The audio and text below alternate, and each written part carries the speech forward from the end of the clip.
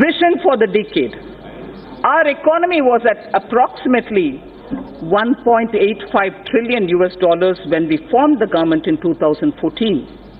Within 5 years, it has reached $2.7 trillion. Hence, it is well within our capacity to reach the $5 trillion in the next few years. In the interim budget of 2019-20 presented in February 2019, we gave ourselves a vision for the decade. I flagged here the 10 points of our vision laid before us. Building physical, social infrastructure, digital India reaching every sector of the economy, pollution-free India with green Mother Earth and blue skies. Make in India with particular emphasis on MSMEs, startups, defense manufacturing, automobiles, electronics, fabs and batteries, and medical devices. Water management, clean rivers. Blue economy, space programs, Gaganyaan, Chandrayaan, and satellite programs. Self-sufficiency and export of food grains, pulses, oilseeds, fruits and vegetables, healthy society, Ayushman Bharat, well-nourished women and children, safety of citizens, Team India with Jan Bhagidari, minimum government, maximum governance. These were the vision we set before ourselves. With this vision set before us, with the mandate given by its people, we are determined to take India to that height that it richly deserves. I strongly believe that with the clear-headed leadership of Honorable Prime Minister, we can achieve our goal.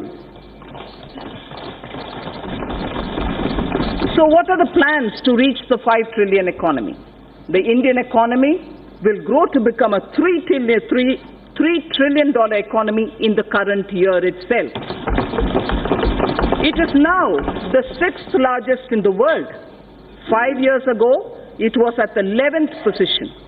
In purchasing power parity terms, we are in fact the 3rd largest economy already, only next to China and the USA. To attain this and more, we need to continue undertaking many structural reforms. In the last 5 years, we saw many big reforms, in particular indirect taxation, bankruptcy, and real estate. While these reforms were happening here in the Parliament, the common man's life was being changed through mudra, loans, to help him to do his business, and through several programs, it was being ensured that his or her kitchen had become smokeless. His or her house got electricity connection, and women's dignity was respected with the provision of toilets in home. The common man was served even as a major transformational reforms were being rolled out. And for this to continue, we need to invest heavily in infrastructure, in digital economy, and on job creation in small and medium firms. Respected Speaker, sir, it took us over 55 years for the Indian economy to reach $1 trillion.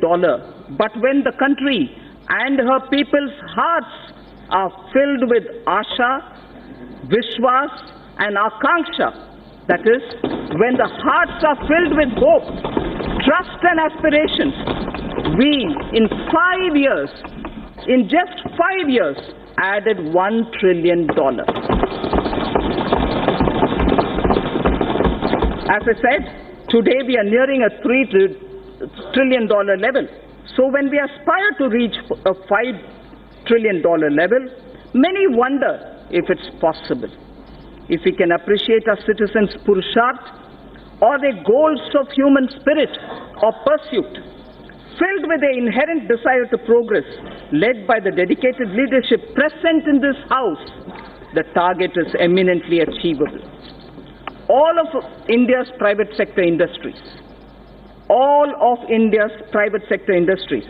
small, medium, or large, have played a substantial role in growing our economy.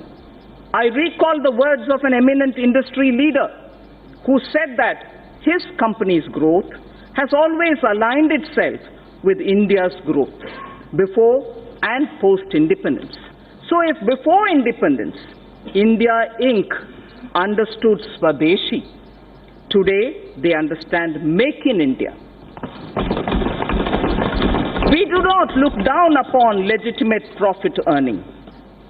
Gone are the days of policy paralysis and license quota control regimes. India Inc. are India's job creators. They are the nation's wealth creators. Together with mutual trust, we can gain, catalyze fast, and attain sustained growth. I wish to propose a number of initiatives as part of a framework for kick-starting the virtuous cycle of domestic and foreign investments. Connectivity is the lifeblood of our economy. The government has given a massive push to all forms of physical connectivity through Pradhan Mantri Gram Sadak Yojana, industrial corridors, dedicated freight corridors, Bharatmala and Sagarmala projects, Jal Marg Vikas and Udan schemes. While the industrial corridors would improve infrastructure availability for greater industrial investment in the catchment regions, the dedicated freight corridors would mitigate the congestion of a railway network benefiting the common man. The ambitious program of Bharatmala would help develop national road corridors and highways, while Sagarmala would enhance port connectivity, modernization, and port-linked industrialization. If Sagarmala is aimed at improving the infrastructure for external trade, equally, it is the poor man's transport too. The Jal Marg Vikas project for capacity augmentation of navigation on national waterways is aimed at smoothing internal trade carried through inland water transport. These initiatives will improve logistics tremendously, reducing the cost of transport and increasing the competitiveness of domestically produced goods. The Udan scheme is providing air connectivity to smaller cities and enabling the common citizens of our country to avail air travel. All these programs are also helping bridge the rural and urban divide. As the world's third largest domestic aviation market, the time is ripe for India to enter into aircraft financing and leasing activities from Indian shores. This is critical to the development of self-reliant aviation industry, creating aspirational jobs in aviation finance, besides leveraging the business opportunities available in India's financial special economic zones, namely International Financial Services Center, the IFSC. Government will implement the essential elements of the regulatory roadmap for making India a hub for such activities. For providing an enabling ecosystem for growth in India of maintenance, repair and overhaul, MRO, maintenance, repair and overhaul industry, it is proposed to leverage India's engineering advantage and potential to achieve self-reliance in this vital aviation segment. Government will adopt suitable policy interventions to create a congenial atmosphere for the development of MRO in the country. The new metro rail projects for a total route length of 300 kilometers have been approved during 2018 and 19. Also, during 2019, about 210 kilometers metro lines have been operationalized. With this, 657 kilometers of metro rails network has become operational across the country. 657 kilometers.